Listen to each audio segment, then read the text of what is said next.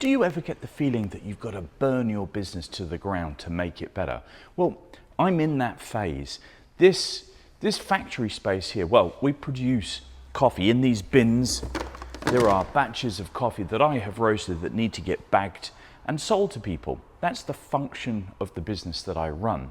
Now, we've been doing this for 17 years. Well, we'll be 17 in May, pardon me, in 2026. So a long time.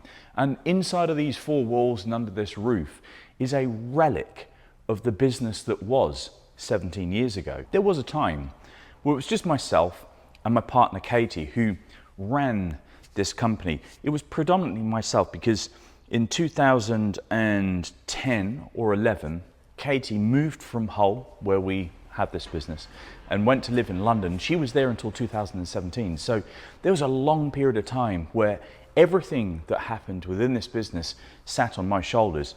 I roasted coffee, not on a lorry, on a much smaller machine, but I roasted coffee. I packed coffee, I delivered coffee, I went to a farmer's market, we ran an internet business, and all of that funneled through me. So all of the systems that we have in the business, or had, are built and designed around me being the most efficient that I can be with my time. Those systems have served me and the company really well for a bunch of years.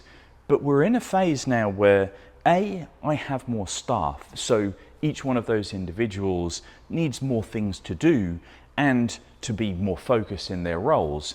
And B, doing this sort of stuff on the internet has increased the revenue through increased purchasing. So it is putting those singular systems under quite a lot of pressure. And we're getting to the point now where I really do feel like I have to burn the production systems to the ground to restart. So let me explain the conundrum through the sales channels that we operate in. I would broadly class there being three sales channels or three buckets inside of this business. Number one, and 50% of our business through revenue capture, is the wholesale of coffee to cafes, bars, and restaurants. And that requires a certain delivery mechanism, purchasing mechanisms, and of course, roasting systems that surround that. Next, and evidence in these boxes on the floor, is the market or direct to consumer retail. I have done a farmer's market or farmer's markets for all of the time that I've run this business, and it's a really important facet of revenue capture, and for me as a roaster, being able to convey new and interesting products on a weekly basis. And I would consider that as the backbone of our retail business. And then in the middle, we now have the e-commerce channel, and that requires a completely different mindset. It's bringing these three worlds together that we're in a little bit of a conundrum state on how to do, well, things. This scene behind me illustrates how my business works today. We roast coffee. The coffee goes into bins. For our commercial business, we operate a hold and rest system. So in these black crates, there will be coffee that has been roasted maybe the week before or the week before that is resting ready to go straight into people's hoppers. So I have to roast for that particular mantra. Down here, these are essentially our retail pick bins that I take out to farmers markets. So this represents the confluence of our direct to consumer model and also the e-commerce model as well. Each stack represents a roasted batch and potentially a roasted batch during a week.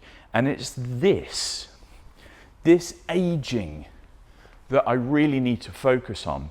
The aging occurs because of my individual time. I roast single batch sizes. I try my hardest, because I'm the only roaster in the company, to focus all of my roast production into as few hours as I possibly can, because that's the most time efficient for myself. However, what that means is on this retail side of the business, we literally put a finger in the wind as to how much coffee to hold and when to trigger the next roasted batch, it may mean that on a market weekend, I arrive with as few as these 15 bags, or as many as these, well, there's probably 100 bags in there. And I don't think that that system is going to stand me well in the future. So here's the idea.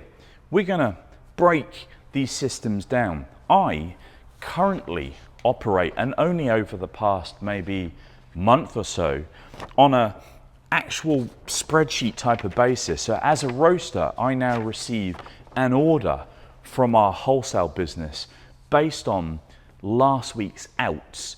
So if I had a nominal stock level of, let's say, 200 kilos of one particular product line that satisfies a certain section of my wholesale customers, that once it's degraded on goods out in the week that we are producing, falls into the next week's production level. So I am consistently trying to maintain a nominal stock value for each one of these product lines. So that's great. As a roaster, I then receive this order from our wholesale business, and I know across the 2 roasting days, Tuesday and Wednesday, exactly how much product that I'm going to be roasting. And I need to apply that same mantra to our retail business. This is where I'm going to have to essentially, I think, roast more often during the week, rather than doing 2 roasting days where I'm roasting 30 batches per day. I'm going to have to break that into 4 days of 15 batches per day.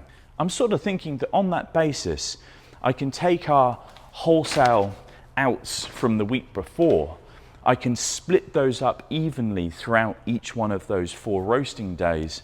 And then when the internet delivers me new orders, or maybe when Beverley Market orders up through the roastery its requirement for the week, I can then slot in the actual day that that should be roasted, which means that I can carry a little less hypothetical stock and provide a fresher product for people. This system here is great for Beverley Market.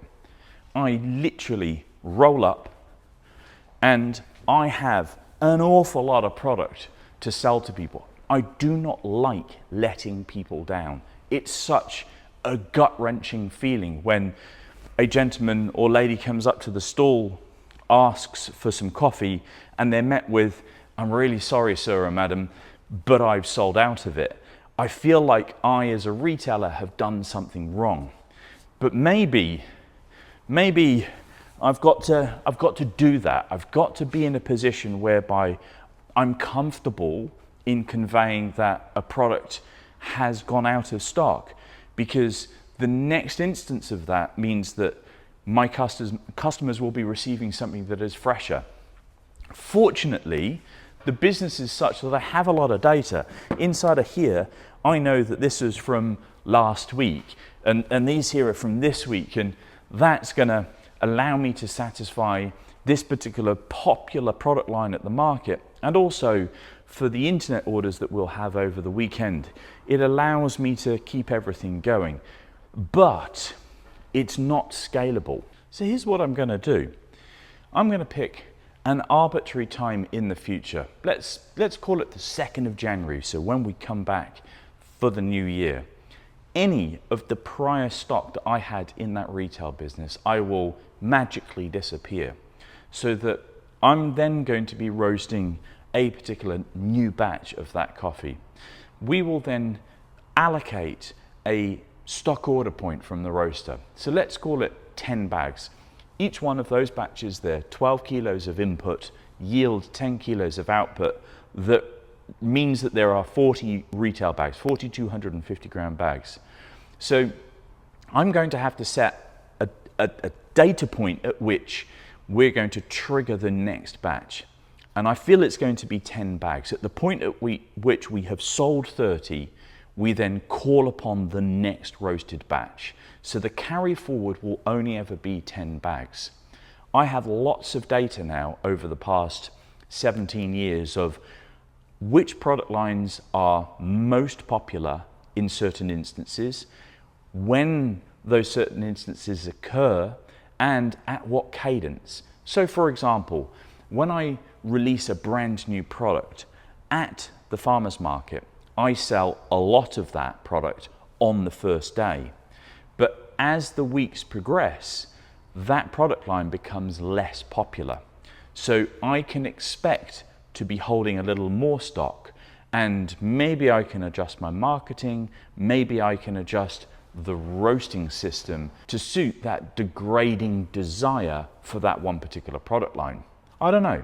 That's my thought on that at this point in time. Now, I know that this video has been a bit of a ramble, but this is as much for my benefit as it is yours. Why? Well, I'm trying to pad these things out in my brain, sticking them into the public realm so that I can glean some feedback.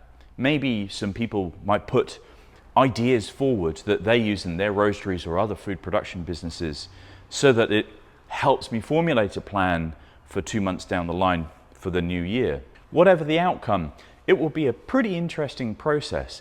There's something cathartic about breaking things to try to make things better. As long as that's the pursuit, you are trying to improve your systems.